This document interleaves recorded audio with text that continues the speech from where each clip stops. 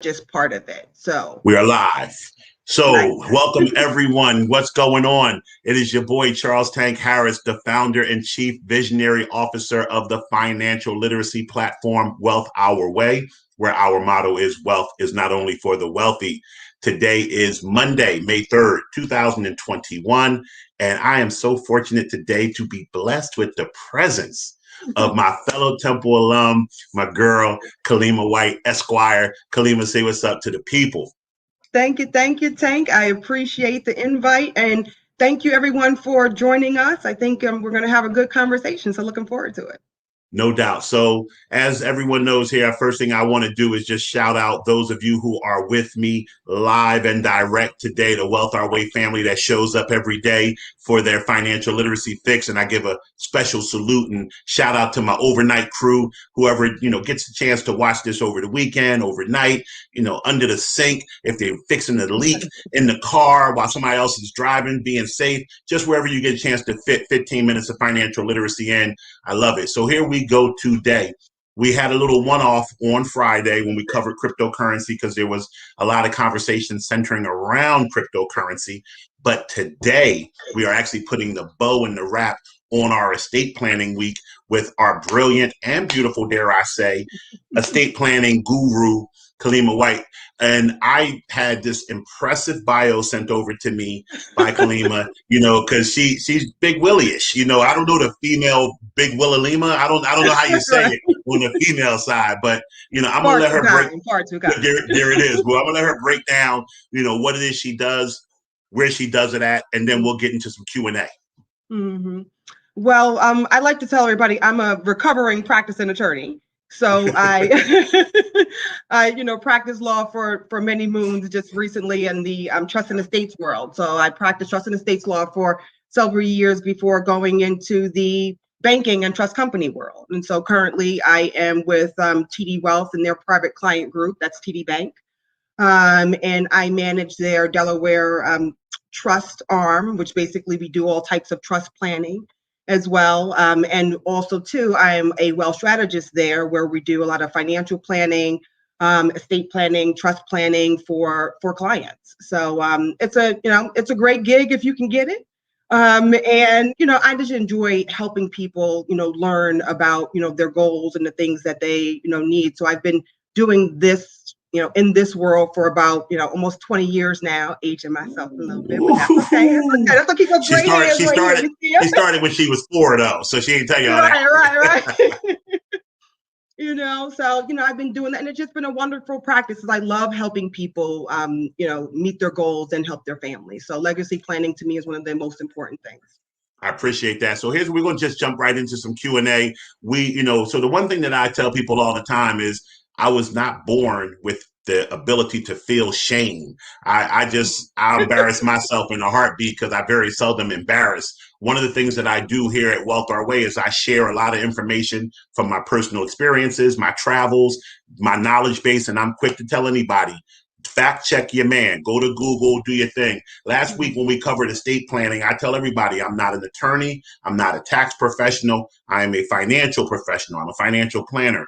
With that being said, I brought Kalimah in here for the sole purpose of picking up where I was wrong. I threw a lot of knowledge out to you guys last week, and I want her to take a deeper dive on some of the topics that we were speaking on last week, so that if I misspoke, missaid, you guys misunderstood anything, or you want to say anything back to us, we're going to get right at it. So we got the first question out the gate from my sister, Tasha Wana. It says, can you please explain the importance of a trust and if there is a certain income level a person should have to get one? Mm-hmm.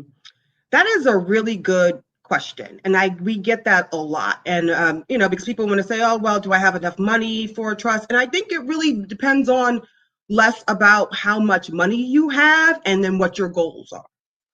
Because there are different types of trust, right? There, a revocable trust, right? That's something that you can, you can change, you can revoke easily. An irrevocable trust, right? Something that you can't change that easily.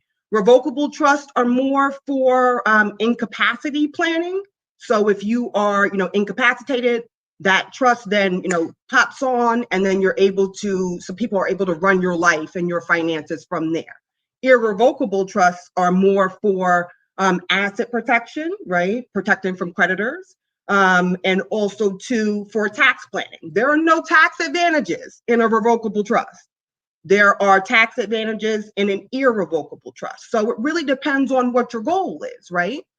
And, and just how much money you should put into a trust. It really depends on if you have a revocable trust or irrevocable trust. Revocable trust, it doesn't matter, right? Because basically it's for incapacity planning. So if something were to happen to me, and, when I have my house in a revocable trust, I have my, my retirement, well, not retirement accounts, but, say my investment accounts in a revocable trust.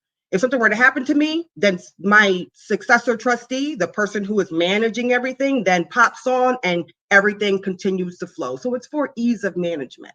An irrevocable trust, sorry, just one more thing, it's more about you're giving something away into this trust because it's a separate entity from you. So in that situation, you probably want to look at a higher dollar amount.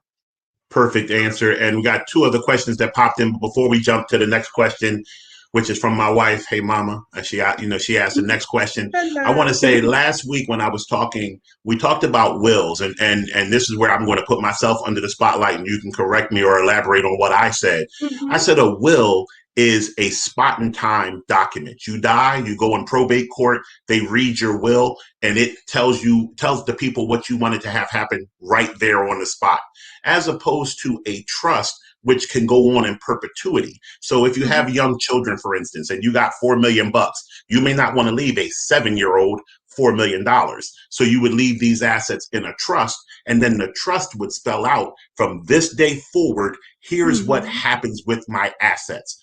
Do you think that was a good capturing of the difference? I think it was definitely a good capturing of the difference, but one of the things, and I love, that's what I love about estate planning, it's so flexible when it's sort of intertwined with each other, right? Because you can have a will that creates a trust, right? So it's a will that creates what we call a testamentary trust, a trust that pops on when you pass away. And so, creating a trust during life is sort of a living trust, something that you're doing, during life. And like I said, it could be revocable or irrevocable, and depends on what your goal is. So generally, yes, you can't change anything with your will after you die. You can't change with anything with estate planning, after you die. But those types of, estate planning documents are for you to deal with your legacy. Like in a will, you appoint who your guardian is, right? So it's not just, who you're about money, guardian of your minor children. People are like, why do I need a will? That's one of the most important things that you need a will for, to appoint minors of your, guardians of your minor children. So yeah. So wills and trusts are definitely, but they definitely go hand in hand. Perfect. So let's answer Mama's question. She said, what is the best way? She used the word sell, but I'll say place. What is the best way to place assets into a trust? I guess, the higher level part of that is titling. So if we want to put something into a trust, how would we go about titling it from individual ownership to the ownership of the trust? Depends on what the asset is, right? So if you're talking about a property, it's a deed, right? You're changing that, from one title to another. If it's a bank account, sometimes it's, just going to the bank and then changing that, titling on it. It depends if the trust is a revocable trust or an irrevocable trust, because an irrevocable trust, because it's a separate entity from you, you are gifting to that trust. You are taking it from you to this other entity. And when you're doing that, there are maybe tax consequences that come along with that gifting. So there may be some more paperwork that you have to do, with regard to that. But retitling is normally, and having all your ducks in a row, because sometimes too, what people do is not only put assets right into a trust, but they may wrap those assets in a limited liability company, right? For extra creditor protection, wrap that in there and then put that into a trust. And so, it really depends on what the asset is. So if you wrap your home into a limited liability company or some investment property, you put that into the trust, you're not putting that asset, the home into the trust, you're putting the limited liability company. So now you're titling it different, right? So, now you're in a situation of, having to think about what does that, deed say as well. I want to get to questions from Ariane and Tamiko, but first, because it just touches on the titling, I'm gonna jump to Delroy's question because this is an instance that I've experienced before. So there is a trust called a QPERT, Qualified Personal Residence Trust, where we take someone's home out of their individual ownership, put it in the trust for estate planning purposes. One of the things that I have seen as a hurdle to that is if I, Charles Harris, own a home and I have a mortgage at a bank, and the mortgage company wants me to continue owning the home because there's recourse to me financially if I default on the mortgage. Can you speak to anything that you've encountered where what Delroy is saying, does the deed or home of the mortgage need to be paid in full for you to trust it, to put it in the trust? Or are there special provisions that banks now, knowing about estate planning, are allowing you to do? I think it really depends on the bank, right? It really depends on what the rules of the bank, say and how they deal with those issues. It really depends on, what other assets are in that, QPERT or any other type of trust, right?